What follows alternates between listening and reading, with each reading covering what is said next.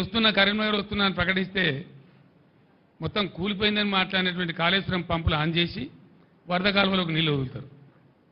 వదులుడు కాదు, సిగ్గు లేకుండా ముఖ్యమంత్రి మాట్లాడతాడు. ఏం మాట్లాడతాడు? కేసీఆర్ గారు మాకు ముందే చెప్పచ్చు కదా నీళ్లు వదలాలని. ముఖ్యమంత్రి నేనా మరి నువ్వా? ఇవాళ రాష్ట్రానికి ముఖ్యమంత్రి ఇవ్వాల.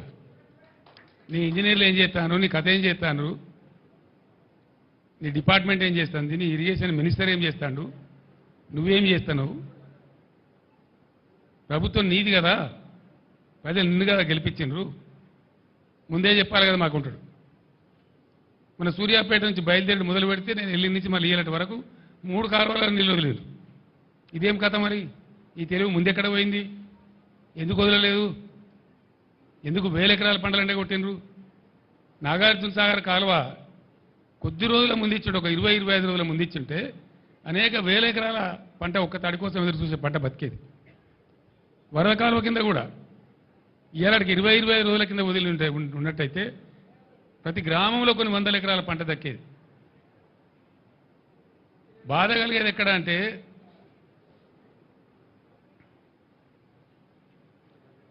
ఈ పరిస్థితి సమయానికి నీళ్లు వదలక, ఉన్న వనరులు వసతులు తెలివితో వాడుకోక, క్వాలిటీ కరెంట్ అందించక, రైతు బంధు సమయానికి ఇవ్వక, వెర్రి తిర్రి మాటలు మాట్లాడుకుంటూ ప్రజలను కన్ఫ్యూజ్ చేస్తూ చేసినారు. ఇంకా బాధల్ని రైతులకు. ముఖ్యమంత్రి ఏం చెప్పిండు? ఉరుకుండ్రి జల్దీ. ఇక అర్రస్పాట వాడినట్టే, మంచి సమయం మించిన దొరకదన్నట్టు. లగెత్తుండ్రి, పరిగెత్తుండ్రి, జల్దీ తెచ్చుకోండి, డిసెంబర్ 9 నాడే నేను సంతకం పెట్టేస్తా, 2 లక్షల రుణమాఫీ చేస్తా. ఎక్కడ పోయింది డిసెంబర్ 9? ఎక్కడికి పోయింది? ఎన్ని రోజులైంది ఇప్పుడు? ఇది 4వ నెల. ఇలా బ్యాంకులు వచ్చి నోటీసులు ఇచ్చి రైతులకు కొంపలు పుచ్చుకుంటా ఉన్నాయి. మాకు సంబంధం లేదండి, అట్లా మస్తు ప్రకటనలు చేస్తారు రాజకీయంగా, మాకు డబ్బులు వస్తేనే లెక్క అని మాట్లాడి ఇలా ఏం చేయాలి రైతుల గతి?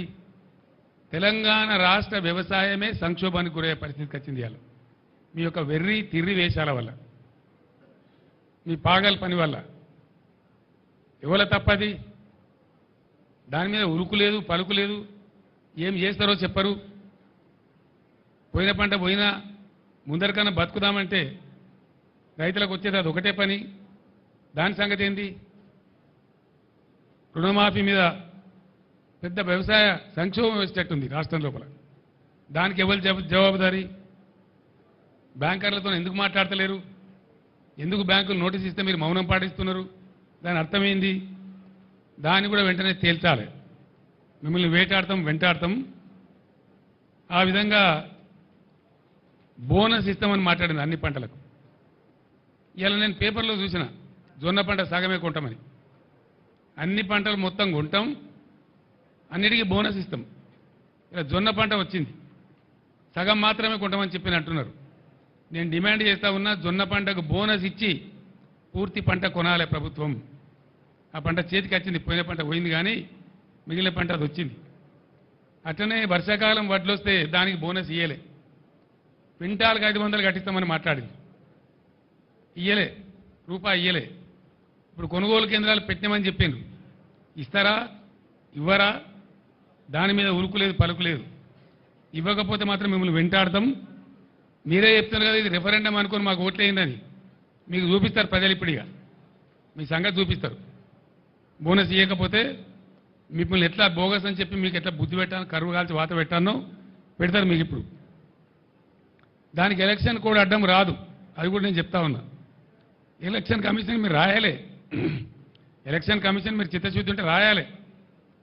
మాకు బోనస్ ఇచ్చేది ఉంది, రైతాంగానికి ప్రకటించడం, పర్మిషన్ ఇవ్వనాలి. ఒకవేళ ఇయ్యరు, ఏ రైతు ఎంతనో లెక్క పెట్టు. ఎలక్షన్ కమిషన్ అడ్డం వస్తే 13 తారీఖు నాడు పోలింగ్ అయిపోతుంది, ఆ తర్వాత ఇవ్వండి. ఏ రైతు ఎంతనో అకౌంట్ ఫర్ చేయండి. మిమ్మల్ని వదిలిపెట్టం, బీఆర్ఎస్ మిమ్మల్ని వెంటాడుతుంది. రైతులు ఉద్యమానికి సిద్ధంగా ఉన్నారు. ఎన్ని వాగ్దానాలు కొట్టిరండి? ఒక్కరినొక తెల్లరా మీరు చేసింది? 3-4 నెలల ఇంత ఆగమా? గొర్రెల యూనిట్లు 100ల కోట్ల రూపాయల పాపం యాదవ్ సోదరులు కట్టినారు. ఆ యూనిట్లు ఇస్తారన్న ఆశతో బంద్ కథం. ఇయ్యాల బంద్, గొర్రెల యూనిట్లు బంద్. ఇస్తారా, సస్తారా, ఏం చేస్తారు? అది లేదు. దాని మీద యాదవ్ సోదరులు రెడీగా ఉన్నారు మిమ్మల్ని ఏ విధంగా శిక్షించాలో శిక్షించడానికి. అదేవిధంగా దళిత బంధు మేము 1,30,000 మందికి శాంక్షన్ చేసినాం. మేము 10 లక్షలు ఇచ్చేవాళ్ళం. మీరు వాగ్దానం చేసింది 12 లక్షలు ఇస్తామన్నారు. దాని మీద ఉలుకు లేదు, పలుకు లేదు. మేము రిలీజ్ చేసిన డబ్బు కూడా ఫ్రీజ్ చేసి పడేసిండ్రు. నేను దళిత సోదరులకు విజ్ఞప్తి చేస్తా ఉన్నా, ఇటువంటి మొండి సర్కారుకు ముద్దు నిద్రపోయే సర్కారుకు బడతలు పెట్టుకొని వాయించడమే కరెక్టు. వీళ్ళని గ్రామాలలో ఇప్పుడు పార్లమెంట్ ఎలక్షన్లు వస్తే నిలదీయండి, గీత గీయండి, ఏది మా దళిత బంధు అని చెప్పి దళిత గొంతుకలు లేవాలని చెప్పి నేను మనవి చేస్తా ఉన్నా. ఇది ఎట్లున్నదంటే అన్నవస్త్రం ఇస్తారని పోతే ఉన్నవస్త్రం ఊడ్చిపోయింది అన్నట్టు 10 లక్షలు కాదు 12 లక్షలు ఇస్తారు ఆశపడి మీకు ఓటేస్తే ఇలా మీరు చేసిన దందా ఏంది? 10 లక్షలు లేదు, పాత శాంక్షన్ లేదు, కొత్తది ఊసే లేదు, ఉలికే లేదు, పలికే లేదు. అదొక మోసం. ఈ 1,30,000 మంది దళిత పురులు గర్జించాలి ఎక్కడికక్కడ. ఈ కాంగ్రెస్ పార్టీ యొక్క ఎండగొట్టాలని నిలదీయాలని చెప్పి నేను మనవి చేస్తా ఉన్నా. అదేవిధంగా కళ్యాణ లక్ష్మి కాదు వీళ్ళు ఇచ్చేది, మేము తులం బంగారం కల్పిస్తామని మాట్లాడింది. మార్కెట్లో ముఖ్యమంత్రికి ప్రభుత్వానికి తులం బంగారం ఉందామంటే దొరకలేదా? ఎందుకు ఇస్తలేరు నాకు అర్థం కాదు. నిన్న 3వ తారీఖు, 4వ తారీఖు, 5వ తారీఖు విపరీతమైన పెళ్లిళ్ళు అయినాయి.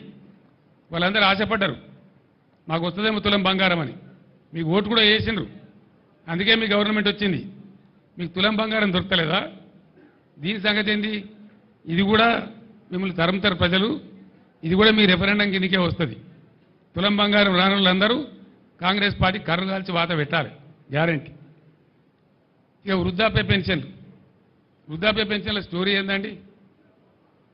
బీఆర్ఎస్ గవర్నమెంట్ రాకముందు 200 రూపాయల పెన్షన్ ఉండే మీ మహత్తరమైన ఇందిరమ్మ రాజ్యంలో.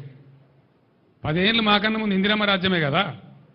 కేవలం 200 రూపాయలు ఇచ్చి మీరు చేతులు దులుపుకున్నారు. 200 రూపాయలను మేము 2,000 చేసినాం. అప్పుడు మేము ఏమనుకున్నాం? 2,000 రూపాయలు భార్యాభర్తకి ఇద్దరికి ఇచ్చినా వచ్చేది 400, ఇంట్లో ముగ్గురికి ఇచ్చినా వచ్చేది 600. మనం 2,000 చేసినాం కాబట్టి ఒకరికి ఇచ్చినా సరిపోద్దని మేము 2,000 రూపాయలు ఇచ్చి ఒకరికి ఇచ్చినాం. ఎన్ని ఉన్నాయి వృద్ధాప్య పెన్షన్లు? దాదాపు 30 లక్షలున్నాయి. 30 లక్షల పెన్షన్లు ఉన్నాయి. మీరేం మాట ఇచ్చిండ్రు? మేము 2,000 పెన్షన్ ఇస్తే మీరు 4,000 రూపాయలు ఇస్తామని మాట్లాడిండ్రు.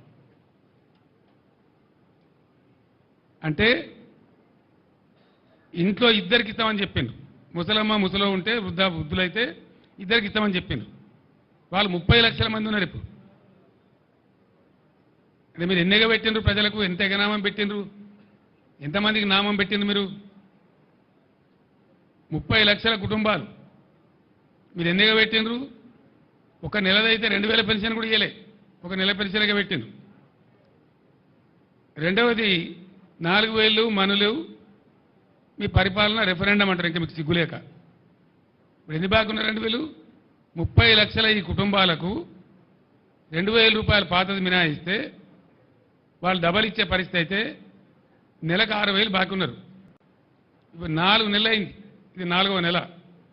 ప్రతి వృద్ధాప్య పెన్షన్ మీద ఇలా ఈ కాంగ్రెస్ ప్రభుత్వం పెట్టిన ఎగనామం 24,000 రూపాయలు. వాళ్ళ గట్టిగా మీరు కట్టించేదాకా మిమ్మల్ని వేటాడతాం, లేకపోతే ఇదేనా రెఫరెండం అని ఆ వృద్ధాప్య పెన్షన్లు తీసుకునే వాళ్ళు ఇలా కర్రు కాల్చి ఇప్పుడు వాత పెట్టాలి.